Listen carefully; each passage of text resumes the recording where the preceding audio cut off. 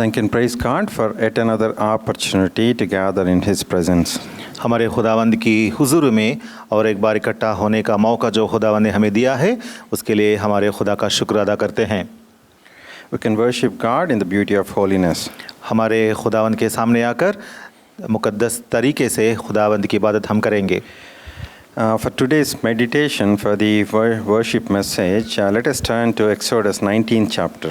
आज के शाम की इबादत के पैगाम के लिए चलिए हम खुरूज की किताब देखेंगे और 19वां बाब हम देखेंगे।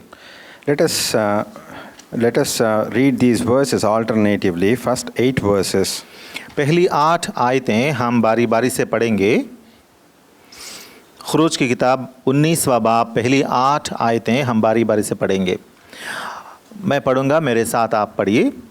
और इस्राएल के बच्चों को जिस दिन मुल्के मिस्रईम से निकले 3 महीने हुए, उसी दिन वो सीना के बियाबान में आए। और जब वो रफीदीम से रवाना होकर सीना के बियाबान में आए तो बियाबान में डेरे लगा लिए से तो वही पहाड़ के सामने इस्राएलियों के डेरे लगे।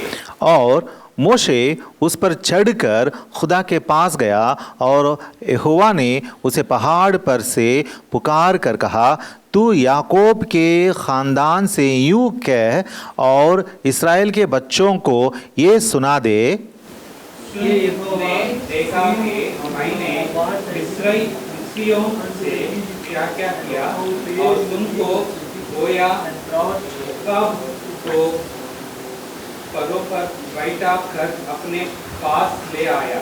सो अब अगर तुम मेरी बात मानो और मेरे अहद पर चलो तो सब कौमों में से तुम ही मेरी ख़ास मिल्कियत ठहरोगे, क्योंकि सारी ज़मीन मेरी है। And ye shall be unto me a kingdom of priests and a holy nation. These are the words which thou shalt speak unto the children of Israel.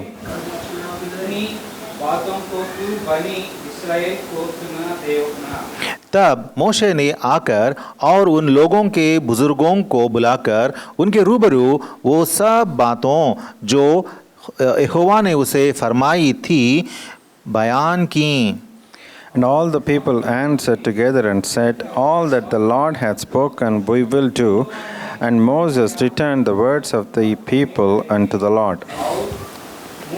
मोशे ने लोगों को जवाब यहोवा को जाकर सुनाया। May the Lord bless the portion that we have just read. जो कलाम हमने अभी अभी पढ़ा है, इस पर खुदावंद अपनी बरकत दें।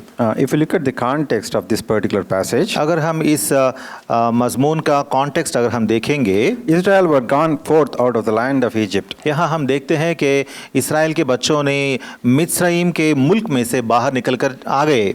They were under the cruel bondage. उन लोगों ने तब तक मिस्रईम के या मिस्र के लोगों के गुलामी में थे। They have been delivered by the servant of God Moses. लेकिन हमारे खुदा यहोवा के बंदे मोशे से वो लोग वहाँ से रिहाई पा चुके थे। They were led into the wilderness. और उसके बाद बियाबान में आ पहुँचे। Now they came into the Mount Sinai. अब वो लोग कोहे सीनाई के पास आ पहुँचे हैं। They were departed from Rephidim.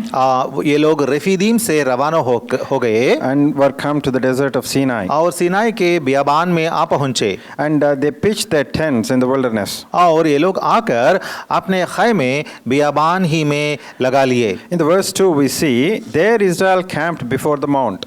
यहाँ हम देखते हैं कि इस्राएल पहाड़ के सामने डेरे लगा लिए। Here we see the mountaintop experiences for Moses. यहाँ मोशे की ज़िंदगी में जो पहाड़ के चोटी पर जो तजुर्बात खुदा ने दिए हैं उनके बारे में हम यहाँ पढ़ रहे हैं। Moses was asked to come onto the top of the mountain. खुदावंद यहोवा कहते हैं मोशे से कि तू पहाड़ की चोटी पे आ जा। And God was revealing so many precious things unto him.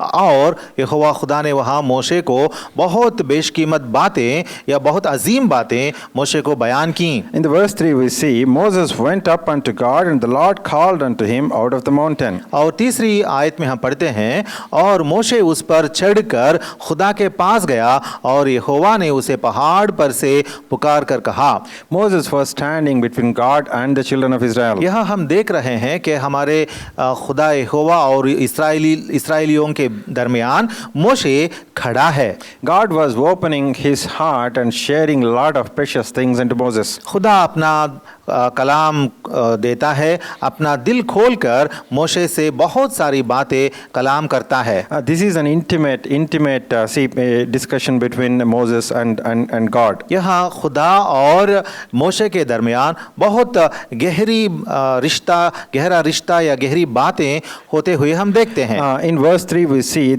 thus shalt thou say to the house of Jacob and tell the children of Israel. यहाँ बाब नंबर 3 में हम देखते हैं कि यहोवा खुदा कहते हैं, तू याकूब के खानदान से यूं कह और इस्राएल के बच्चों को ये सुना दे। Moses has a responsibility. यहाँ मोशे को एक जिम्मा दे दिया जा रहा है। Moses has to share the word of God with the children of Israel. वो जिम्मा या जिम्मेदारी ये है कि मोशे नीचे जाकर इस्राएल के बच्चों से खुदा का कलाम बांटना है। Moses should not add anything or delete anything from the word of God. मोशे को ये हुक्म दिया गया है कि खुदा के कलाम में से कोई भी बात निकाल ना दे या खुदा के कलाम को कोई भी बात जोड़ ना दे। And whatever pattern that is going to be showed unto Moses, the same pattern, according to the same pattern, he has to build the tabernacle. और पहाड़ पर खुदा ने जिस नमूने को मोशे को दिखाया था, उसी नमूने के मुताबिक मोशे को नीचे जाकर वो खैमा, मुकद्दस खैमा खड़ा करना था। In the Old Testament times, it is not easy to imagine to draw closer unto God. पुराने अहदनामा के दिनों में खुदा के करीब आना इतना आसान बिल्कुल नहीं था। God is a consuming fire. खुदा तो भस्म करने वाली आग है। And God is a holy God. और हमारा खुदा पाक खुदा है। And we cannot even imagine drawing nigh unto God. और खुदा के नजदीक जाने का तसव्वुर भी, ख्याल भी हम नहीं कर सकते। Moses should be trembling at the presence of God. इसीलिए शायद मोशे भी खुदा की हुजूर में शायद वो कांपते रहा होगा। God started sharing these precious things with Moses. और तब खुदा यहोवा ने मोशे से ये अजीम बातें मोशे से कहना शुरू कर दी। And 19:4 we see, ye have seen what I did unto the Egyptians. और 19:4 में हम देखते हैं, तुमने देखा कि मैंने मिस्रियों से क्या क्या किया। They were under the cruel bondage. ये लोग तो बहुत सख्त बंदगी में थे। They were feeling the rigor of those burdens. और उस सख्ती का मुशक्कत जो है वो लोग एहसास कर रहे थे। In Exodus first chapter if you see, अगर हम देखेंगे खुरूज की किताब बाब नंबर 1 and 11th verse, पहला बाब का आयत number 11, Exodus 1:11, I am reading. Therefore they did set over them taskmasters to afflict them with their burdens. इसलिए उन्होंने उन पर बेगार लेने वाले मुकर्रर किए जो उनसे सख्त काम लेकर उनको सताएं। And they were under the cruel taskmasters. ये बेगार लेने वाले बहुत सख्त थे। And these burdens were certainly heavy. और इनके ऊपर जो वजन था या बोझ था वो बहुत सख्त था। And these taskmasters were dealing very cruelly with them to build the treasure cities for Pharaoh, Pithom and Ramses. और ये बेगार लेने वाले तो फिरौन और रामसेस से मशहूर शहर जो हैं उनको बनाने के वास्ते इस्राएलियों पर बहुत बड़ी सख्ती से पेश आने लगे थे। And in 13th verse we see, Egyptians made the children of Israel to serve with rigor. और मिस्रियों ने 13वीं आयत में हम पढ़ते हैं, और मिस्रियों ने इस्राएल के बच्चों पर तशद्दुद कर करके उनसे काम कराया। And in the process of time, और ऐसा जैसे ही गुजरते रहा, in the second chapter 23rd verse, और बाब नंबर 2 के 23वीं आयत में Let us read this verse, all of us together. चलिए हम सब मिलकर 2:23 हम पढ़ेंगे। And it came और to एक pass in मुद्दत के process of बाद time. यूं हुआ कि मिस्र का बादशाह मर गया और इस्राएल के बच्चे अपनी गुलामी के सबब से आह भरने लगे और रोए, और उनका रोना जो उनकी गुलामी के बाइस था खुदा तक पहुंचा। Let us read 24 and 25th verses also. हम सब मिलकर 24-25 भी पढ़ेंगे। और खुदा ने उनका कराहना सुना और खुदा ने अपने अहद को जो अब्राहम और इसहाक और याकूब के साथ था याद किया, और खुदा ने इस्राएल के बच्चों पर नज़र की और उनके हाल को मालूम किया। Here in the 23rd verse we see, यहाँ हम 23वीं आयत में हम पढ़ते हैं, in the process of time the king of Egypt Pharaoh died. ऐसा हुआ कि मिस्रईम का बादशाह फरो मर गया था। So the next Pharaoh or the next king has taken over the reins. और उसके बाद और एक राजा बना था, उसने बादशाही शुरू की। Even when they had a new king, their burdens were not relieved. उनके नए बादशाह बन गया था, लेकिन उनकी गुलामी की सख्ती तो कम नहीं हुई थी। And the children of Israel sighed by reason of the bondage. और इस्राएल के बच्चों ने अपनी गुलामी के सबब से आह भरने लगे। And they were certainly feeling the burdens. और जरूर ही वो बोझ का एहसास करने लगे। And they cried unto God. Their cry came unto God by reason of the bondage. और उन्होंने रोने लगा और उनका रोना खुदा तक पहुंचा। And in 24th verse we see God heard their groaning and God remembered his covenant with Abraham, with Isaac and with Jacob. और हम 24th वर्स में पढ़ते हैं कि खुदा ने उनका कराहना सुना और खुदा ने अपने अहद को जो अब्राहम और इसहाक और याकूब के साथ था याद किया। Our God is a prayer hearing God. हमारा खुदा दुआएं सुनने वाला खुदा है। And our God is a covenant keeping God. हमारा खुदा अहद बांधकर अहद को निभाने वाला खुदा है। He will never forget the promises that he has given unto us. जो वायदे उसने हमें दी हैं उन वायदों को वो कभी नहीं भूलेगा। God, whatever covenant that he has made with Abraham, Isaac and Jacob, he never forgot those covenants. जो अहद खुदा ने अब्राहम और इसहाक और याकूब के साथ बांधा था उसको खुदा ने कभी नहीं भूला। God has greater plans for the children of Israel. इस्राएल के बच्चों को लेकर खुदा के सामने बहुत सारे ख्याल थे, मंसूबे थे। God certainly knew what kind of situations they are passing through. खुदा वाकिफ था इस बात से कि किन तकलीफ़ों के ज़रिए या तकलीफ़ों के बीच में से इस्राएल के बच्चे गुजर रहे थे। God certainly know what kind of situations you are going through. हम भी किस तरह के हालात में से गुजर रहे हैं, खुदा इन हालातों से वाकिफ़ है। In the 25th verse we see God looked upon the children of Israel and God had respect unto them. 25वीं आयत में हम पढ़ते हैं, और खुदा ने इस्राएल के बच्चों पर नजर की और उनके हाल को मालूम किया। So God came down. तो हम यहाँ देख रहे हैं कि खुदा ने नीचे आया and God was preparing Moses to be the deliverer for Israel. और इस्राएल के बच्चों को नजात देकर बाहर निकाल कर बचाकर लाने वाले जैसा मोशे को खुदा ने मुकर्रर किया। In the subsequent chapters we see the deliverance of God. और इसके बाद हम बाकी आगे के बाबों में हम देखते हैं कि खुदा ने इस्राएलियों को बचा लिया था। In several places in the Bible the acts of God were written. हम देखते हैं कि बाइबल में यहोवा की किताब में बहुत सारी जगहों में खुदा के अजाइब व गराइब लिखे गए थे। Children of Israel were delivered out of the cruel bondage. इस्राएल के बच्चों को खुदा ने बहुत सख्त बंदगी से यहाँ निकाला है। They were led into the wilderness. और उनको बयाबान में ले गया। And they were led to reach the land of Canaan. और कनान मुल्क जो है वहाँ तक खुदा उन्हें पहुँचाने के लिए ले आया था। The promised land where it floweth with milk and honey. वो मऊदा मुल्क है जो जिसमें जहाँ शहद और दूध उभरते रहते हैं। In the Old Testament, पुराने अहदनामा में since the fall of Adam, आदाम के गिरने के बाद God wanted to restore and he wanted to recover the fallen man. जो इंसान गिर गया है इस इंसान को फिर बहाल करना चाहता है यहोवा खुदा हमारा खालिक। It was God who took the first step to restore man. और इसमें हम इंसान को बहाल करने के काम में पहला कदम खुदा ही उठाया था। And it was the greatest loss for God.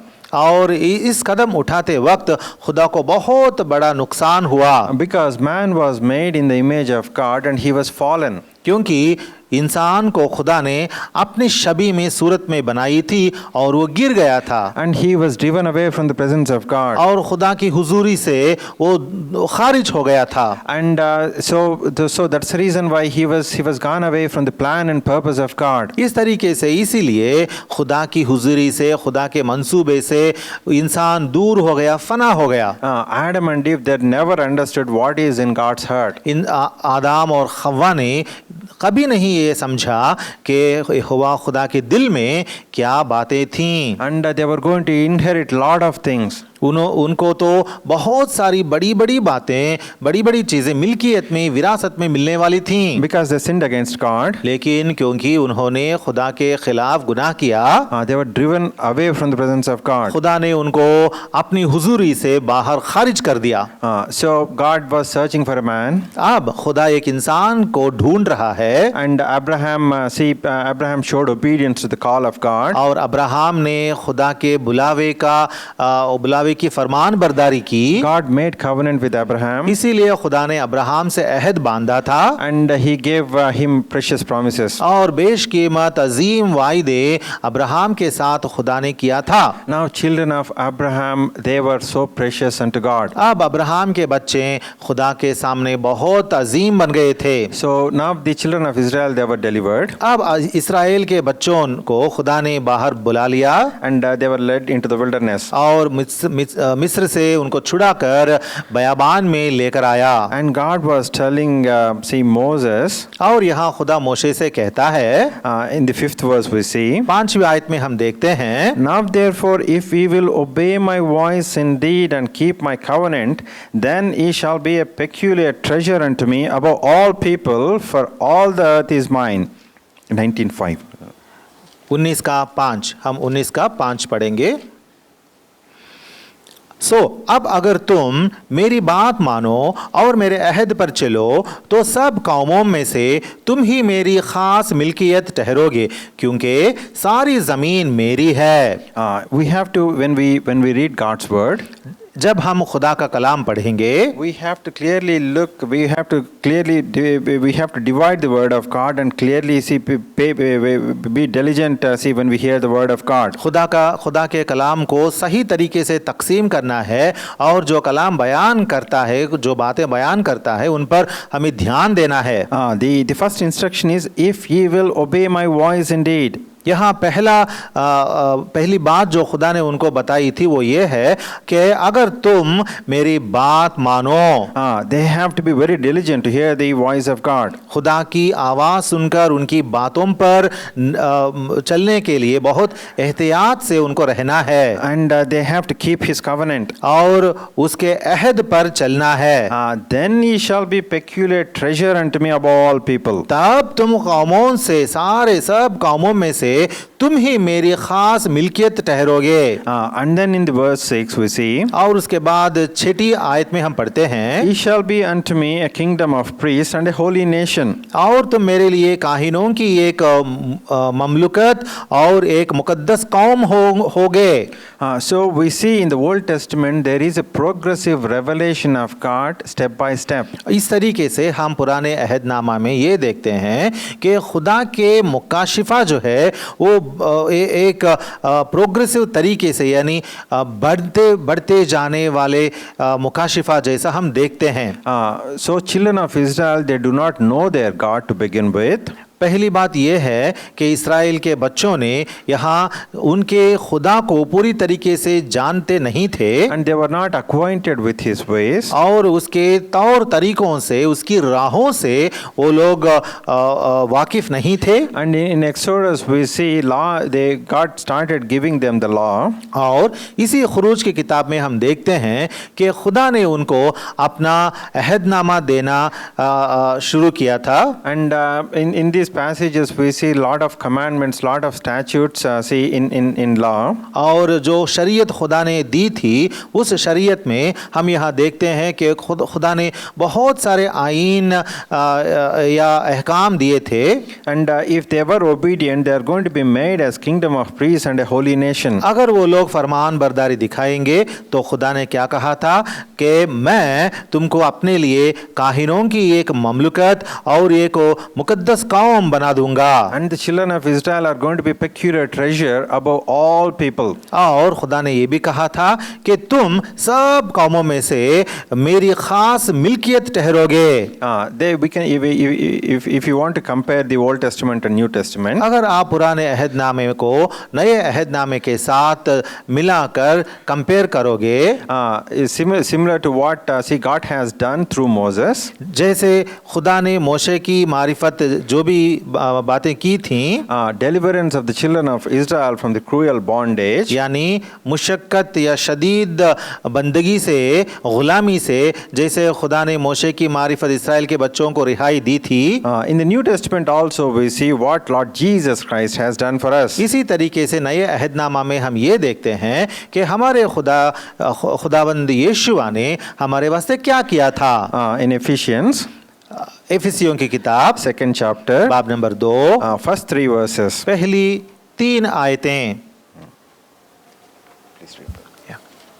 एफिसियों की किताब बाब नंबर 2 और पहली 3 आयतें। और उसने तुम्हें भी जिंदा किया जब अपने कसूरों और गुनाहों के सबब से मुर्दा थे, जिनमें तुम पेशतर दुनिया की रविश पर चलते थे और हवा की अमलदारी के हाकिम यानी उस रूह की पैरवी करते थे जो अब नाफरमानी के फर्जंदों में तासीर करती है। इनमें हम भी सब के सब पहले अपने जिस्म की ख्वाहिशों में ज़िंदगी गुजारते और जिस्म और अक्ल के इरादे पूरे करते थे और दूसरों की मानिंद तबई तौर पर गज़ब के फर्जंद थे। In the first verse we see we're all dead in trespasses and sins. पहली आयत में हमने पढ़ा था कि हम सब गुनाहों के सबब से मुर्दा थे। We're walking according to the course of this world. हम तो इस दुनिया की रविश पर चलते थे। In a way we're walking according to the worldly order. इसका मतलब ये है कि इस दुनिया के तौर तरीके से हम चलते थे।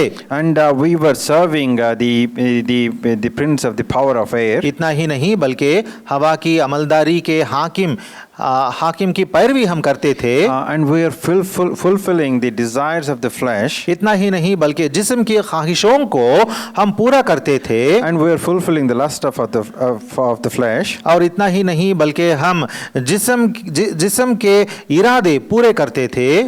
In a way we are by nature the children of wrath. और इस वजह से तबई तौर पर हम गज़ब के फर्जंद ठहरे थे। So God who is rich in his mercy, लेकिन हमारा खुदा जो शफकत में गनी है, and thank and praise God for there is a day in my life, in your life, where God visited you with the gospel. और इस बात का बहुत शुक्र है खुदा का, क्योंकि एक दिन है हमारी ज़िंदगियों में, मेरी और आपकी ज़िंदगी में, जिस दिन खुदा ने खुशखबरी से, अपनी खुशखबरी के ज़रिए से हमसे मुलाकात की थी। When we confessed our sins and received Lord Jesus Christ as our Savior. उस दिन हमने क्या किया था? हमने अपने सारे गुनाहों को कबूल करके, इकरार करके यीशुआ को हमने नजात दहिंदा कबूल कर लिया था। We are saved by grace and through faith. हमने नजात पाई थी, हमारी नजात खुदा की रहमत की वजह से हमें मिली थी। And see in few more verses writing to Colossians, और उसके बाद कुलोसियों के लिखते लिखते in 2nd chapter, बाब नंबर 2 में, in the interest of time will not read these verses. ये सारी बातें वक्त के वजह से हम नहीं पढ़ेंगे। 2nd chapter 13, 14 and 15th verses, here we see what God has done for us. कुलोसियों की किताब बाब नंबर 2, 13, 14 और 15 में हम यहाँ चंद बातें देखते हैं जिनमें हम देखते हैं कि खुदा ने हमारे वास्ते क्या क्या किया था। And in 30th verse we see he has forgiven us all our trespasses. 13वीं आयत में हम पढ़ते हैं कि खुदा ने हमें हमारे सब कसूर मुआफ़ किए And he has blotted out the handwriting of the ordinances that was against us. और उस दस्तावेज को मिटा डाला जो हमारे नाम पर और हमारे खिलाफ थी। All our sins were written हमारे सारे गुनाहों को लिखा गया था and they were against us और वो सारे गुनाह हमारे खिलाफ थे and they were contrary to us. और हमारे मुखालिफ थे And he took out, the handwriting of the ordinances और हुक्मों की उस दस्तावेज को यीशुआ ने ले ली and he nailed it to the cross. और उसे सलीब पर उसने कील से ठोक दिया। Our sins are forgotten. हमारे गुनाह मुआफ किए गए। God has given us wonderful salvation. खुदा ने उसके बाद हमें बहुत बड़ी अच्छी नजात से हमें मुलब्बस किया। God is never going to remember our sins. हमारा खुदा फिर से वापस हमारे गुनाहों को कभी नहीं याद करने वाला है। This is such a wonderful salvation. ये तो बहुत बड़ी नजात है। He is such a wonderful savior. ये तो हमारे खुदा बहुत अच्छे नजात दहिंदा हैं। Similar to what God has spoken to Moses from Exodus 19.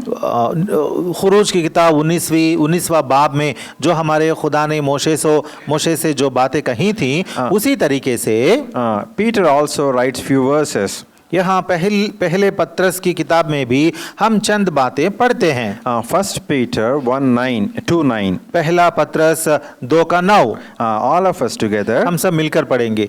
लेकिन तुम ये एक बरगुज़ीदा नस्ल, शाही काहिनों का फिरका, मुकद्दस कौम और ऐसी उम्मत हो जो खुदा की खास मिल्कियत है ताकि उसकी खूबियाँ जाहिर करो जिसने तुम्हें तारीकी से अपनी अजीब रोशनी में बुलाया है। Here Peter says, यहाँ पत्रस लिखता है, you are a chosen generation, तुम एक बरगुज़ीदा नस्ल हो, a royal priesthood, शाही काहिन हो, and holy nation, और मुकद्दस कौम हो, a peculiar people. और खुदा के खास मिल्कियत हो। Similar expression was found in Exodus 19 as well. इसी तरीके से हम इन्हीं बातों को 19वां बाब खुरूज की किताब में पढ़ते हैं। He also goes on and says that you should show forth the praises of him who hath called you out of darkness and his marvelous light. यहाँ ऐसा भी लिखा हुआ है कि ताकि उसकी खूबियां जाहिर करो जिसने तुम्हें तारीकी से अपनी अजीब रोशनी में बुलाया है। We were in darkness. हम तारीकी में थे। We were called to come out of darkness. हमें खुदा ने तारीकी से बाहर आने के लिए बुलाया था। We were delivered from the darkness. हमें खुदा ने तारीकी से बाहर खींच कर निकाल कर बचाया था। Now we have become the children of light. अब हम नूर के फर्जंद बन चुके हैं। From darkness into God's marvelous light. हम तारीकी से खुदा के अजीब नूर में रोशनी में हम बुलाए गए हैं। Now we should show forth the praises of him who hath called us out of darkness into his marvelous light. अब हमें क्या करना है? उस खुदा की खूबियां हमें बयान करना पड़ेगा जिसने हमें तारीकी से अपनी अजीब रोशनी में बुलाया है। This is a wonderful salvation. ये बहुत अजीम नजात है। God has given us wonderful promises. खुदा ने हमें बहुत बेशकीमत वायदे हमसे खुदा ने किया था। God has filled our heart with so much of joy. खुदा ने हमारे दिलों को बहुत बड़ी खुशी से भर दिया है। When we were serving Satan, जब हम सातान की बंदगी करते थे, and when we were actually fulfilling the lusts of our flesh and lust of our flesh, जब हम हमारे जिस्म के ख्वाहिशों पर चलते थे, God has delivered us. खुदा ने क्या किया था? हमें बचाया था। Now we are the children of light. अब हम रोशनी के नूर के फर्जंद बन चुके हैं। Thank and praise God for He has given us this wonderful salvation. खुदा का इस बात का शुक्र है कि खुदा ने हमें इस तरह का अजीम नजात दी है। And gathered us around Lord's table on Lord's day. और इतना ही नहीं बल्कि खुदा के दिन खुदा की इस मेज के इर्द गिर्द हम सबों को शामिल भी किया है। So that we can worship God in the beauty of holiness. ताकि मुकद्दस होकर पाक होकर हमारे खुदा की इबादत हम कर पाएं। So that we can worship Him in spirit and in truth. ताकि हम हकीकत और रूह में हमारे खुदा की इबादत हम कर पाएं।